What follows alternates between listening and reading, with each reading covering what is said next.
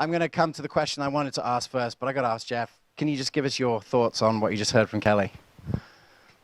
Well, I was just telling her. You're good. Probably the best way that I could say it from a very personal level is, I had sons. I had 3 sons. I still have 3 sons, but I now have daughters-in-laws, and I now have granddaughters. And I believe that this energy of the feminine, which is coming into our world in very positive and needed ways, is going to be taken. The gauntlet is going to be taken up by my granddaughter's generation, and I'm very proud to see how they're being raised by their parents to really feel they can do anything, and it's all up to them. And I was just telling Kelly, her message is a message of inspiration for all of us, but I want to make sure my granddaughters hear it. Thank you. What a wonderful thing. I knew I should have done that. That was amazing. I just have to interrupt for a moment. We sort of had a deal that I was going to tell everyone who are in the meetup groups that they should turn off the TV now and have a discussion about what they just heard in their groups. I don't blame you if you don't turn off, because this is going to be awesome. But I just want to just let you know that we are trying a few different things with the forum. Next month, we're going to start an hour earlier and see how that grabs you. This is, for an hour, but for those who want to stay, you're welcome. I can promise it's going to be amazing, but you can turn off if you want. Okay, so John Weeks, I want to come to you because you put on the most amazing slide in your talk that I saw last year, and it said alignment. And this was actually from the Lancet, and it said there were 3 eras, essentially. There was the Flexner era where we needed experts. There was the formative era where we need professionals. Now there's the transformative era where we need change agents. I just want you to talk a little bit about this, because I feel like if there's one thing that we're trying to do here at the Functional Forum is stimulate everyone to be a change agent. I just wanted to, I'd love to get your thoughts on this, because I thought this was like the best slide that I saw last year. Very good. It's first pleasure to be here, and I must say that every time I hear you, Jeff, I get a sort of a contact smart for a little while, but I'm not sure if they had a 3-week follow-up or even a 3-day follow-up, if it necessarily would have all stuck here. But listening to it, I was affirmed. I've been around, Jeff and I have known each other for a long time. To when I first was drawn in 1983, I worked with the naturopathic doctors at Bastyr, and they taught me that they looked at this process as removing the obstacles to cure and aiding and abetting the healing power of nature, and I think I was hearing that in your presentation, that confirmation. So this slide comes from, a lot of my work has been in bridging between what we're doing sort of outside of regular medicine and what really are some really fine progressive voices and movement inside of regular medicine. And a lot of the work is finding the abutments in regular medicine where you can go and find them and link in. And this process at the Institute of Medicine Global Forum, we've been involved for 4 years. It's got all of the main educators in the councils of colleges for all the main professions are represented there. And then there's a global focus to it, and it's on innovation and health professional education. It was set up, how many of you know the Flexner Report, right? This was set up at the 100-year anniversary of a report that was celebrated for years and years and years and years, and now there's a revisionist view of it because the report actually sent us into tertiary care. It sent us out of community health. It sent us out of public health, and actually moved investment in that direction, and frankly left us not spending enough time on the determinants of health. And so what they did is in honor of that, the Lancet brought out this report from which this, and then there was another report out of Robert Wood Johnson and the IOM on the future of nursing, which itself was very important because it was sort of an emancipation proclamation for nurses, in that they analyzed data on nursing primary care practices and nursing anesthesiologists, and found that in both cases they performed as well as medical doctors doing the same work. Well, that essentially broke the hegemony of medical doctors running everything. And what it did is it opened doors for everybody, right? Because once that sort of happened once, there has to be an acknowledgement that, well, maybe somebody else could be in the driver's seat here. Maybe it's an acupuncturist at a moment. Maybe it's a massage therapist who knows the most about what to do in a given moment. And so it opened up this movement towards interprofessionalism, which is part of the values-based movement that James referred to. This chart was buried in the back of this 40-page Lancet study, and I pulled it out and used it over and over, in part because going into that environment and having somebody talking about change agency, I kind of went, whoopee, you know, it's my time, it's our time.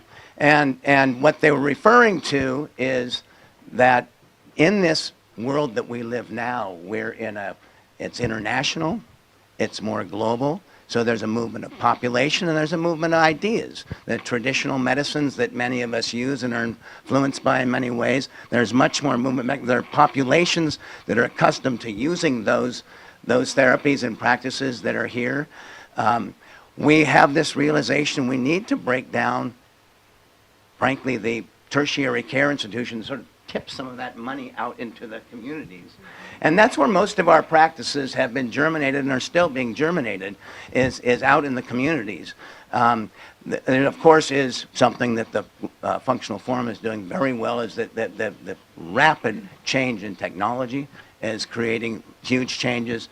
And with these sort of series of changes that are going on, they realize that educating somebody with the idea that you can learn everything and be an expert, it's like, forget about it.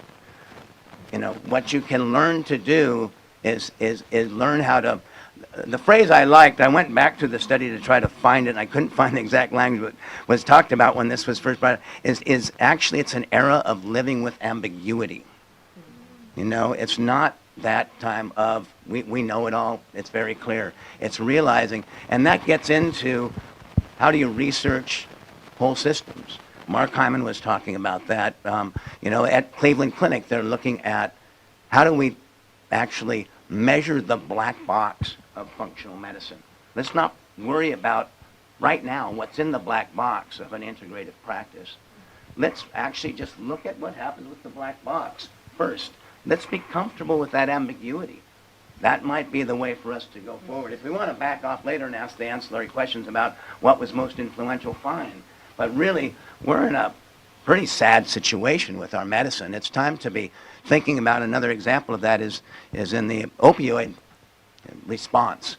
You know, I've learned in it that while we're seeing more respect for non-pharmacologic approaches showing up in many, many places, it's one of the very fine developments for integration and potential for us now is in integrative pain care. It's not getting into the opioid world as much because there haven't been studies funded that have specifically looked at you. And have any of you helped somebody move off of opioids or through situations that might have needed opioids? There haven't been a lot of studies funded to actually look at that process. So they sit down and review the literature and you don't see it. So the ambiguity is you say, well, listen, if the Joint Commission has decided that we should have, you know, acupuncture therapy, chiropractic therapy, massage therapy, relaxation therapy, physical therapy as part of our routine therapies in pain care, maybe we ought to be able to make the connection that perhaps with a problem like opioids as big as it is, we ought to go ahead and move some of this in. It's a huge point, and that's why we're getting these groups together, these practitioners together, learn from each other and do that. And I really appreciate everything you shared there, John. Gerry, I want to come to you and ask you, like, what does a leap forward in medicine look like from a dentist perspective? You know, one of the reasons why I was passionate about doing that show is that, you know, the dentists are often like the weird cousin in the healthcare family. You know, we were portrayed in shows like the old Bob Newhart show. The dentist was the weird guy, but the truth is that I've always known that the mouth is really both a gateway and a mirror for what's going on in the whole body.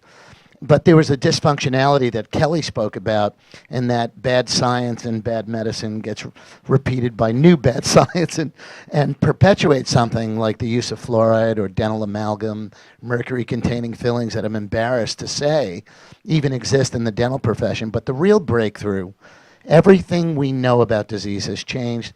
As Jeff, you pointed out, you know, we're in this new frontier. And the oral microbiome, for example, is linked to everything from Alzheimer's to colon cancer. 3 studies just in 2016 have emerged, women's health, pathogenic bacteria from periodontal disease, this imbalance in an oral microbiome. We know it's a dysbiosis, but pathogenic bacteria from periodontal disease in women's placenta, 7 times higher incidence of preterm birth for women with gum disease. Men, I'm giving a talk this Friday about periodontal disease and the effect on erectile dysfunction. Men with gum disease have a over more than 50% higher incidence of erectile dysfunction, affecting more, very interesting, it's not an old man's disease, it's men in their 30s, between 20 years and 40 years old. Brain health, not just Alzheimer's, which there are a lot of studies linking that together, but in brain health, you have intracerebral hemorrhage being caused by pathogenic bacteria in the mouth. Especially Fusobacterium nucleatum and these kinds of things. The big problem is the therapies we're using right now. Okay, we need to get out of the detergent bug-killing business in oral care.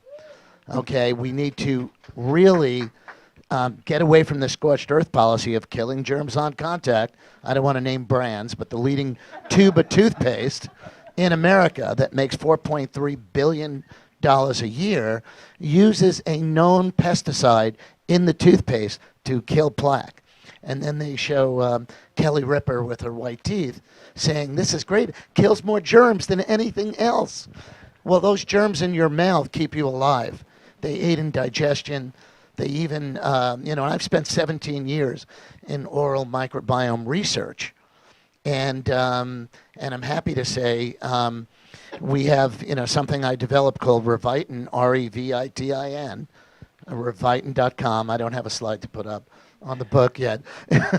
but at any rate, this is designed as a prebiotic because the key, I believe, in the gateway to wellness is in oral microbiome homeostasis. Absolutely. Not in killing germs, but in rebalancing this natural ecology of the mouth. And what we found is that our really the expression of our oral microbiome is as unique as our thumbprint.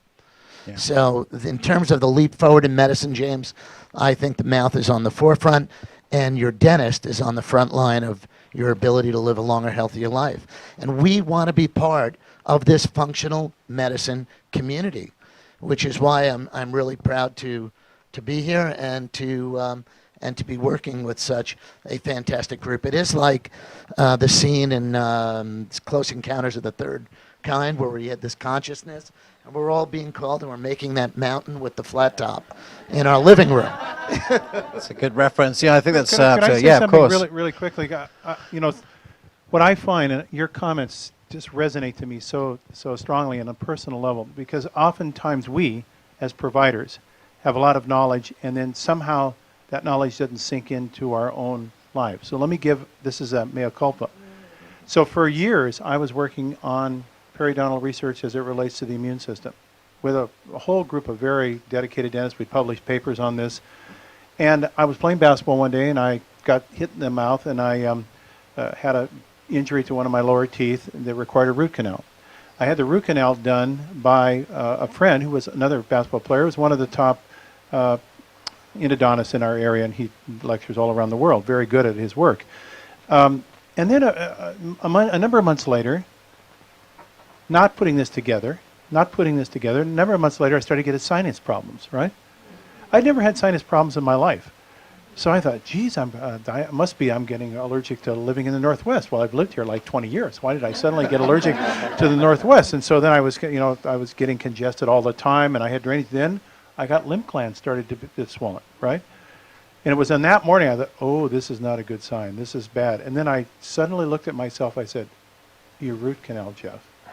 Now, it turns out that I had written the foreword for George Meinig's book about the dangers of root canal. And yes, it was a best-selling book in the 80s.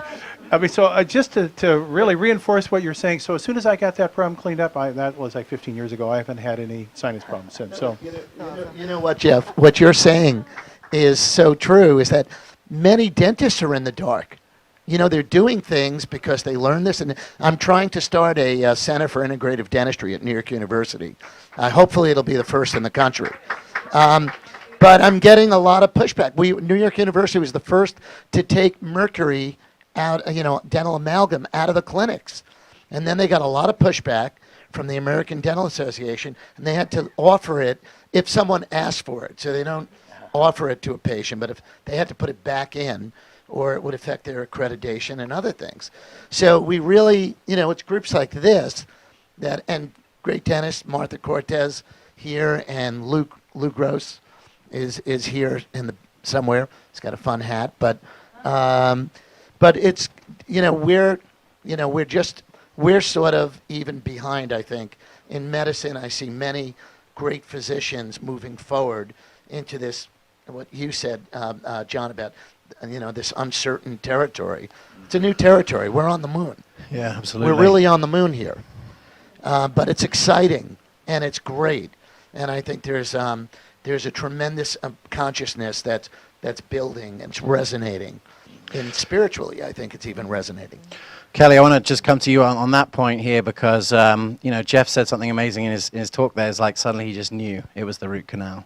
And we've been talking about this leader of the new school. What are your thoughts? We had a podcast recently, and check this out because I think it was one of the most profound things that I've ever recorded, where we sort of came to the conclusion that in the era of complexity, reductionism is less valuable and we need new tools, and potentially intuition is one of those. So I'd just love to have your thoughts on that.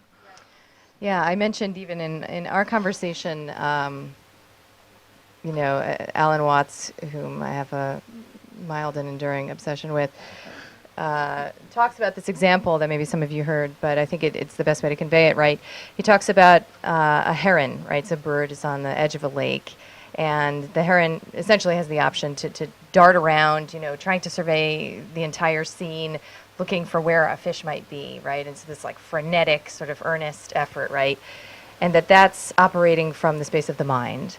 But if that heron were to just sit back and take in the entirety of the landscape with a sense of trust in its ability to act when called upon, essentially, that the tiniest ripple will draw its attention exactly where it needs to go, and it will be able to execute exactly what it is designed to execute, right? So that's operating from a space of intuition. And so that's the feeling that we're looking for. It's really hard to find when we've been conditioned so extensively around the power of mind and intellect. But the way that you find it is, at least in my experience, is that you sort of sit in the most curious posture you possibly can about something that is really freaking you out. Right, so just take like 12 seconds to stop being freaked out, because freaking out never serves anyone, ever, and just sort of develop a curious mind. Like, isn't it interesting that I feel this way? Or isn't it interesting that I've had diarrhea for 14 weeks? Or isn't it interesting, whatever it happens to be. Just to cultivate a sense of curiosity, I think then engenders an experience of trust in a process, and maybe connectedness to a greater whole. Absolutely. Jeff, I want to come back to you on this actually, and let me just ask you a question, then you can go whichever way you want with it. But Kelly and I had recorded that podcast when I met you at Scripps, and we had an amazing conversation. And I said, I think that all these doctors are looking at intuition as a way of dealing with complexity, and you had a sort of not really a counterpoint, but a counterpoint that I thought was really valuable. I'd love everyone to share, because I thought it was really incredible what you said there. Well, I want to play off what Kelly said and segue to you, and I'll try to make it very, hopefully, time-bounded here, short.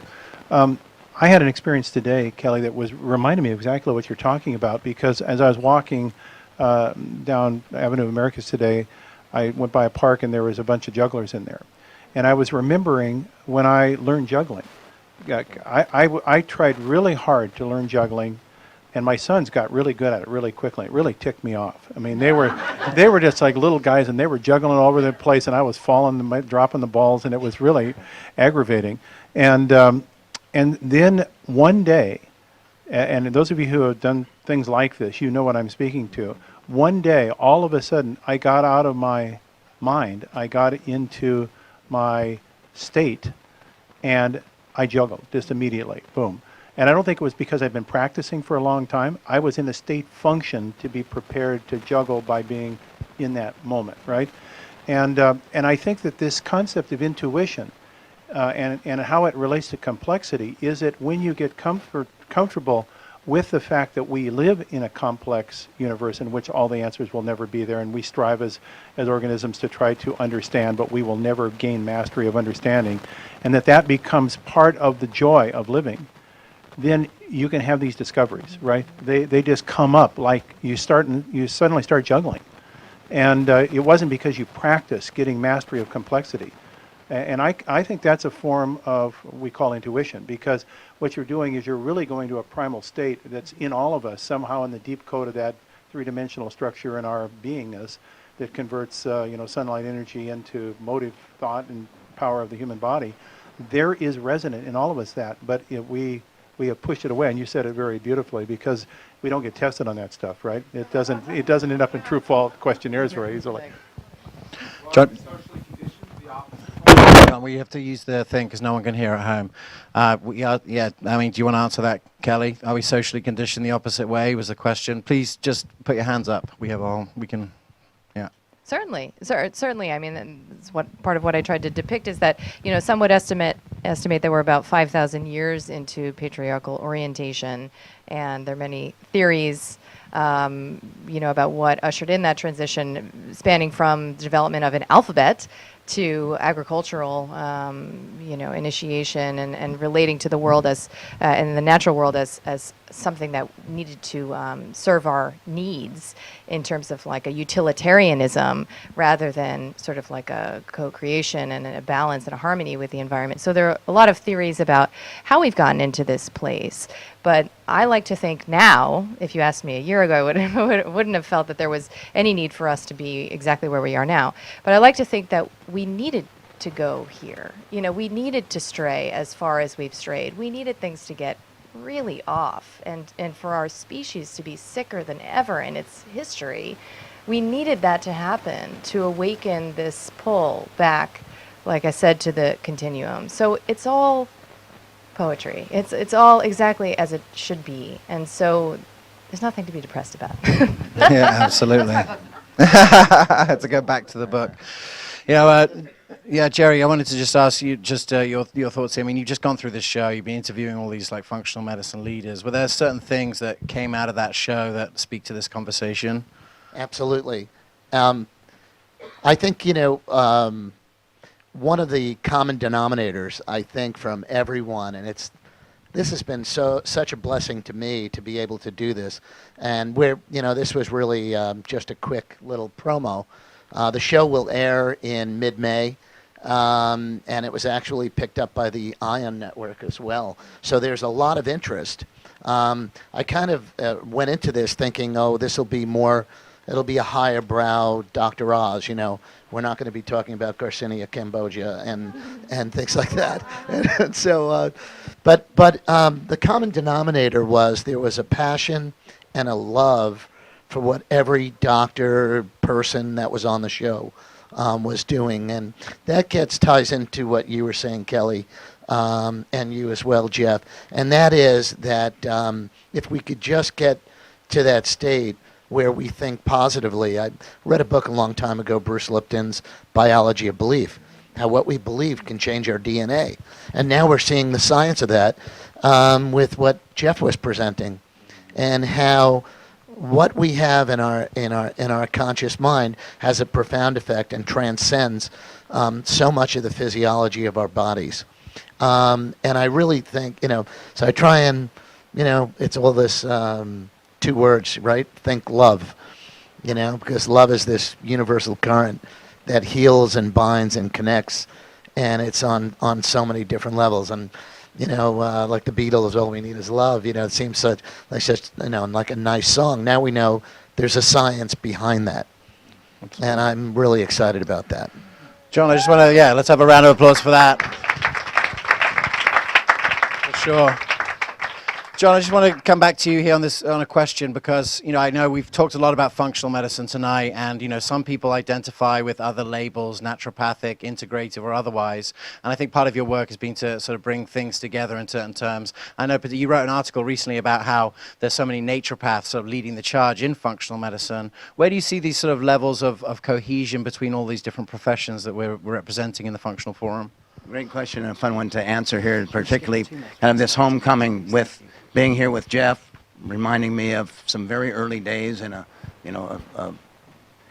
old elementary school that is now Bastyr University, and things were, Joe Pizzorno, who was the founder, knew Jeff, and they were part of a study group with Betty Cutter down in Olympia, and Jeff was on the first board there, and I think Joe was on your first board, basically, and part of my interest is in this. I think that as a change agents, together we can actually have more power than if we work as a single disciplines. The bigger we aggregate ourselves, the better off that we're going to be. And so I think it's important that we know. It's a fun concept that really came to me at the AIHM meeting last October. If you're sitting around in a group of people who are in integrated space that is appreciating the contributions of multiple disciplines and multiple lineages, then who are your ancestors? It's my belief that actually your ancestors, you take on new ancestors at the moment you fully accept yourself as part of a team and as part of a coalition or a collaboration that's doing it. But in order to do that and move forward, and this is actually in the science of interprofessional education, that they say that in this movement that in order to fully understand another profession, you need to know its historic power relationship. Because if you don't understand that, for instance, let's put it in a classic way, if a nurse is typically habituated to not speak up even though they have the goods that we need in that moment, then you're not going to work to make sure that you call that out. You've got to know something about that history. So to answer your question here, it's been fun. We had a panel on the Cleveland Clinic doubling in size as part of what it's functional medicine. And I began to think how functional medicine in this wonderfully kind of sleekly designed model with these pods that are going in there that are really health coach, nutritionist, MD, functional medicine practitioner. As a political move, it's brilliant because there's nothing offensive to regular medicine in that trio. So and we need to think politics a lot of times. But if you think of how we ended up in this situation where they'll be doubling to 17,000 square feet and they've got 1,100 person waiting list. Well, part of it was, as Mark said in the article that I wrote about the naturopathic contributions, he says that functional medicine was based on a lot of the precepts of naturopathic medicine. So it kind of got a supercharge in that moment of that base. And it was a lot of thinking, a lot of tradition there. And then kind of all of those CAM disciplines started evolving in the 80s, and they actually gave birth to integrative medicine. And that gave birth to a movement where there are now 60 plus medical schools that have integrative medicine programs. One of them is at Cleveland Clinic. Yeah. And so part of what's happened with functional medicine, it got a supercharge again by the integrative medicine work. It was easier for Cleveland Clinic to accept a partnership. In fact, it was probably a necessary antecedent to that partnership was the development of the integrative medicine movement. And so when we see that how our lives are tangled in together like this, I think we're more likely to begin to see the power of us continuing to move forward and find out how to cohabit so we can jointly move the energy we need to. Let's have a round of applause for the community here. So I just want to end with a couple of final thoughts, and it's been so wonderful. Thank you so much for your amazing contributions on the internet, for free, forever. So excited that everyone will be able to see this. Thanks so much for watching, and for more great clips like this, please subscribe to our YouTube channel. I've created a special free video just for you. It's called the 5 Steps to Becoming a Leader in Your Wellness Community, and it'll give you some of the starting points on how to position yourself as the leader in your zip code of your health community. All you have to do is click on the link below.